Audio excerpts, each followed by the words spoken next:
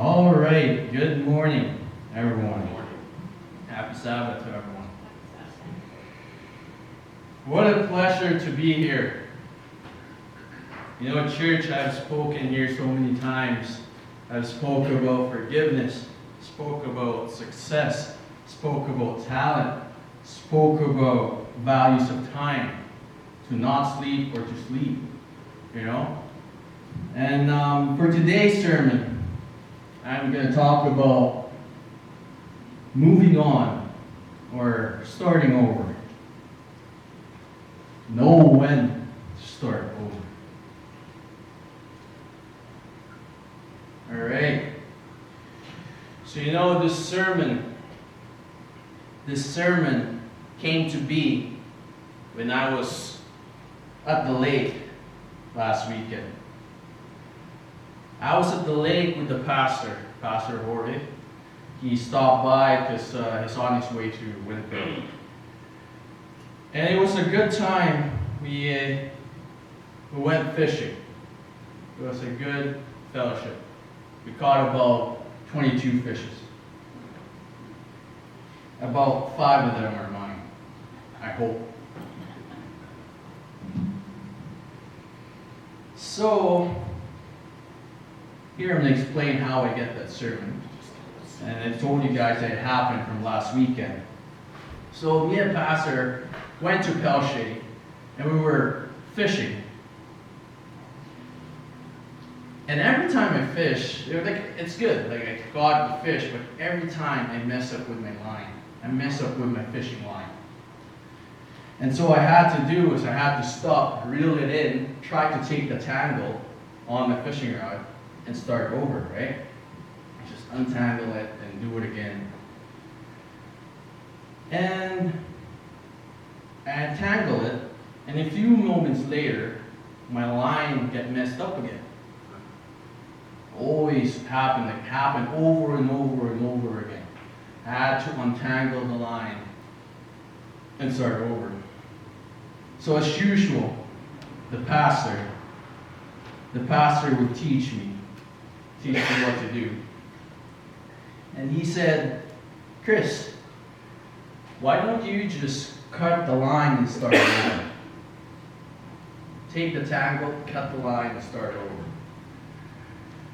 And you know, on that lake, in that moment there, I was thinking, well, you know what, that's good. That could be a good sermon. Start over. So what I did, I cut my line, reattached the hook, put the leech as my bait, put it on the lake, and start fishing again. And it was good. With a knife, I cut it off. I started over. Continue having fun. Continue having the good time.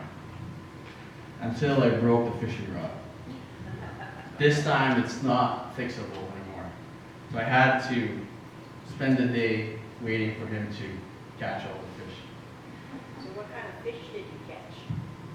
It was my first time. I think it's perch. Yeah. Church, you know, sometimes you just have to know when to start over. You just have to know when to start over. You know, church, life is tough. As I always tell myself, and I always tell the Monday night group, and some of my workers, someone that I connect to, I tell them that life is tough. Because if you don't handle your life will handle you. You know, church, people who doesn't know me think that I have a good life. People outside, like I see Filipinos, they say, well, Chris, you're good, you have a good life, you're rich, and blah, blah, blah, and all this stuff. You're saying I have a good life. Well, I guess somehow it's good. I don't have a boss, I don't have a superior to watch over me all the time. But you know, church, there's always something. There's always something to worry for. There's always something to be stressed for. And you know, church, the only time that I would be stress-free is when I'm ready with the wind. When my ashes are scattered elsewhere. That's the time. That's the only time I will be stress-free.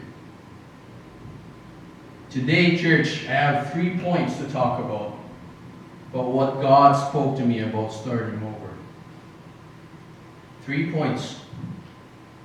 First, do not do it alone.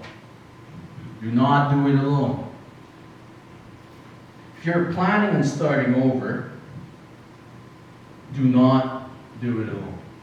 Ecclesiastes 4:9 said, 2 are better than 1. 2 are better than 1. When you're down, your brother will pick you up. When you're down, your friend would pick you up. 2 are better than 1. Do not think that just because you have a plan, do not think that because you're certain of starting out, do not think that you're confident of starting over is you're able to succeed like that. Always think of that. 2 are better than 1. Do not do it alone. You know, in companies, there are branches of department. In companies, there's the boss, there's the partners, and there's the crew. They're in one unit. They're not just one guy. You know, I could be just that one guy, but I still need help. I could, like I'm working alone, but every time I need help, I bring another guy. When you plant a tree, it starts with a tiny seed. Start with a tiny seed, and it grows to a big tree. And with a tree, there's a lot of components. There's the roots, the branches, the leaves, and the fruit. You know, you can't say that the mango is a tree because that's a fruit. That's it. And you can't say that this is a tree because there's no fruit. There's no leaves. There are no roots. There's no life. Yeah, that's true. When you decide to start over, and you're confident, and you're certain, and you're all in, you want to start over, my question is, have you considered asking God? Like I said, the first point is do not do it alone. Have you considered to ask God for help? Walk with God. Walk with God. Know God's direction and execute God's will. John 15:5 said, without me, you can do nothing. Without me, you can do nothing. God is a pretty good team. Like with Him, that's a good team, you know? So do not do it alone. There's no point of going alone and doing your way, exerting all your effort, all your sacrifices, and ending up failing because it's not God's will. So keep that in mind to get God in your team. Pastor would not be here anymore, but every day we talk. Every day he's mentoring me. Every day he's teaching me. It's always nice to have somebody. I am fortunate to have somebody mentoring me. I am blessed that somebody's helping me out. And I'm lucky that I have God's provision in every step of the way of my entrepreneurship. When you know you're going to start over, always remember to have a company. Don't do it alone. God is always there to hold you. God is always there to help you out. God is always there to remind you. So don't do it alone. That's the first. Second, rise above disappointments. In Ecclesiastes 3, verse 1, to everything there's a season, a time for every season under heaven. Sometimes we get hiccups. Sometimes we get bumps along the way. Sometimes we get failure. But this one, I tell you, when you start over, failure is not a lifetime thing. There's a season for everything. I was talking to Bridget's grandma the other week, well, I guess earlier this week, kind of comforting her about the situation she has. And I told her that there's always a season. You know, what's happening right now, soon it will pass. What's the failure right now, soon it will go. You know, in Ecclesiastes it said there's a season to plant, there's a season to harvest. There's a season to be hurt, and there's a season to be well. There's a season to not speak, and there's a season to speak out. There's always a season for everything. And like I said, failure is not a lifetime thing. So rise above the disappointments. Failure is not a lifetime thing unless you choose it to be. It's up to you. If you want it to be eternal, like forever, that's up to you. But always change. Failure is not a lifetime thing, especially for those who are eager to change. Those who are eager for a change. You know, at church, we pray to God about a better life. We pray to God about a life that's not what right now, you know? It's a different life from what we're having right now. And you know, sometimes when we fail, we give up. Sometimes a little problem destroys us. Sometimes a little setback stops us from moving forward. My question is, why is that? Why is that we have to stop?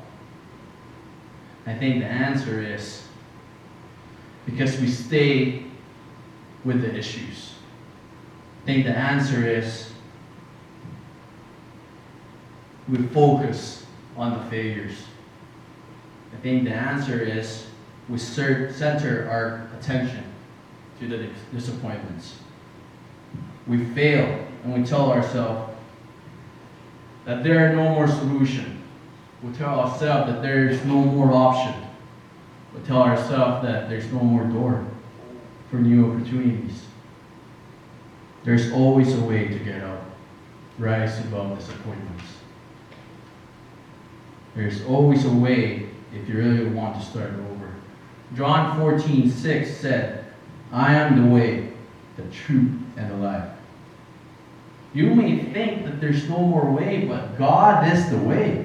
Amen? You may think that you have a failure, you didn't finish your school, or you didn't pass the exam, or you failed this business here, and you think that there's no more. No. God is the way. The Bible said that, John 14:6. You know, we try, and then we fail.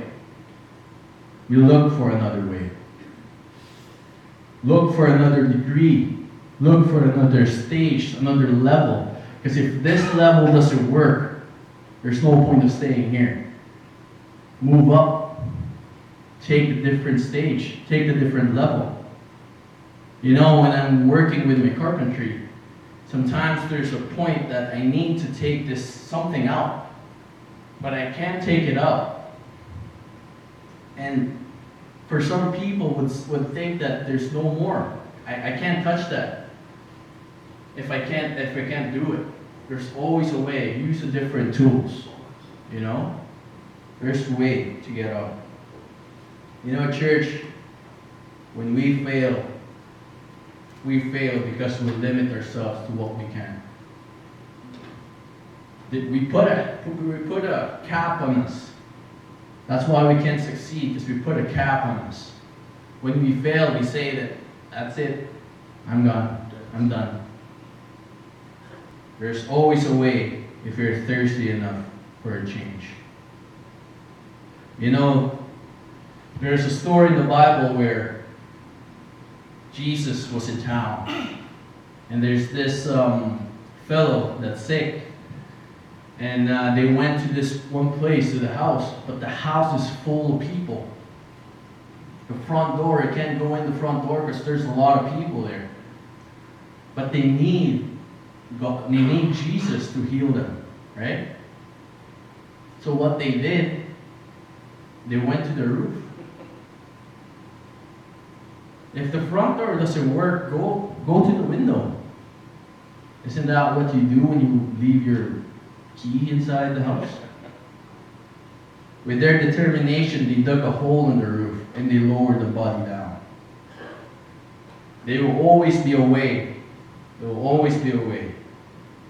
It will be a successful plan. It will be a worth it strategy. Those men rise above disappointments and was rewarded with a change of life. Awarded with healing. Awarded with renewal of Christian life. Last, third point. Get up and go.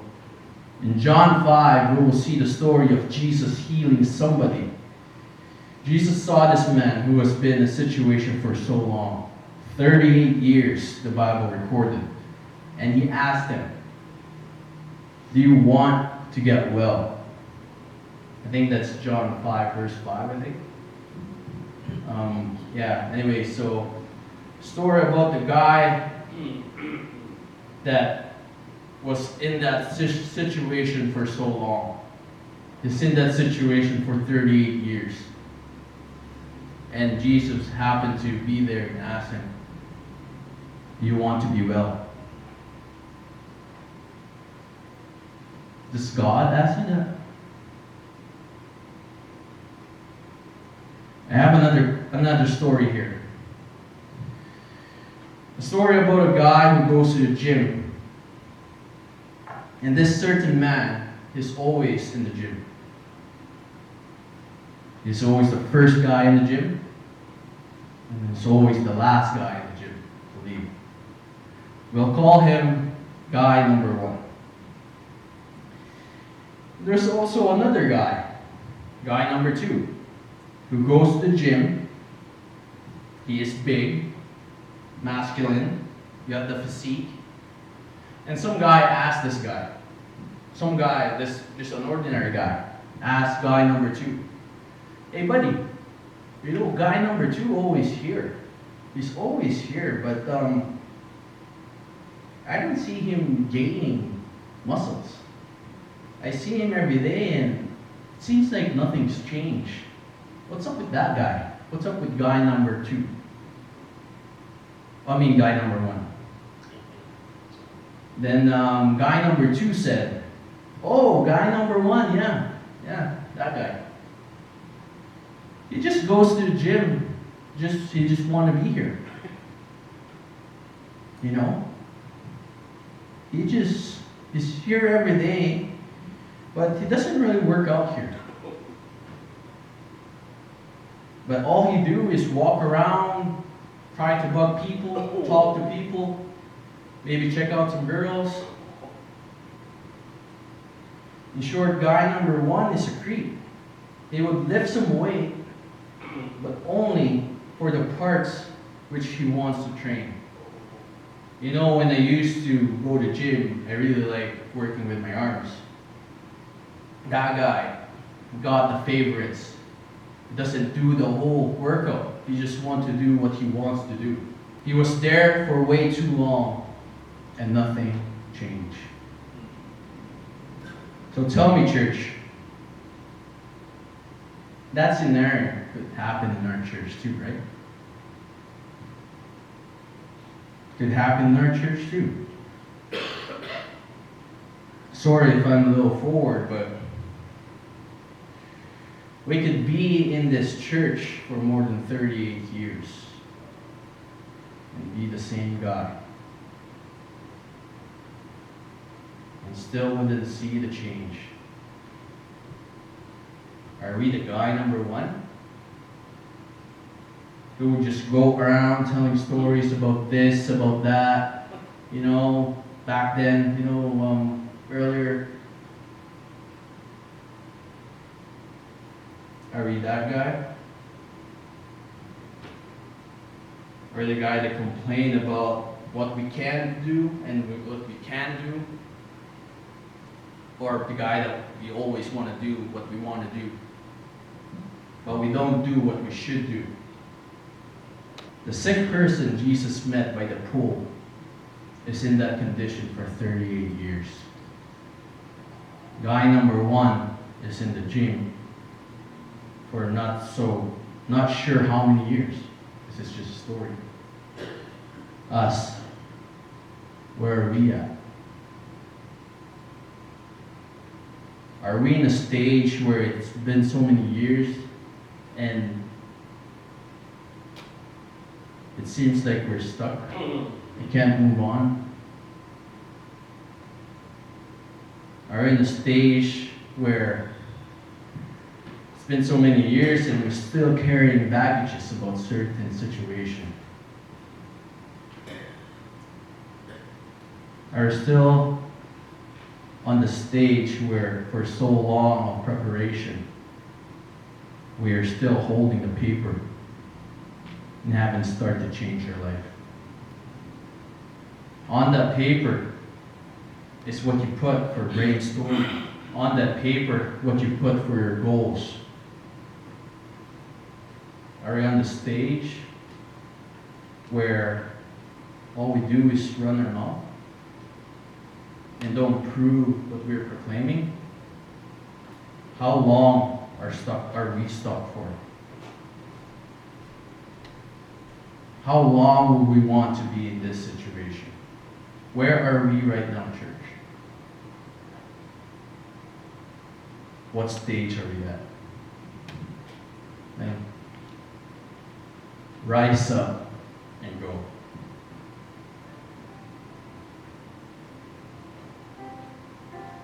Church, those are the 3 things that God spoke to me about starting over. And I think I already started over, but I'm not really sure if I'm there. Or maybe I'm just saying it. Do not do it alone. Rise above your disappointments. Rise up and go. In life, we cannot do it alone. We cannot do it alone, church. Jesus asked the sick person, do you want to be made well? Do you want to be better? Jesus asked him, do you want a fresh start? Do you want to change? This is God asking you now. Do you want to be free? Do you want to feel God's power? Do you want to start over? Do you want to be the different person who was stuck for so many years?